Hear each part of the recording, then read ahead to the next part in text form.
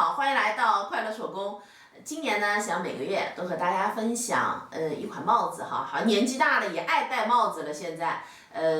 发现这个帽子的款式千变万化，主要呢就是在帽冠的部分有变化哈。其实这个帽檐啊，其实就这么几款，所以呢，我挑了几款帽檐放在我的橱窗里边。帽檐儿这种呢，两种哈，都是棒球帽的帽檐儿。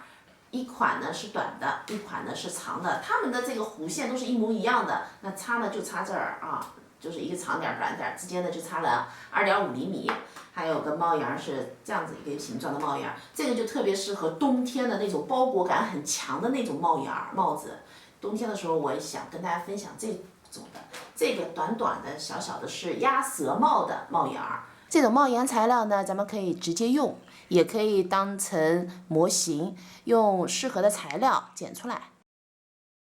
咱们这两款棒球帽的帽檐儿，它的自然状态呢就是这样子，有弧度的哈，就它也放不平，就是这样有弧度的。这个是平的，平直的哈。其实我视频当中呢，很多辅料在我的橱窗里呢都会有哈，欢迎大家常来我小店哈逛逛看看。这期视频内容呢就是这些了，感谢您啊花宝贵的时间来看我的视频，记得呢要帮忙点赞，咱们下期再见。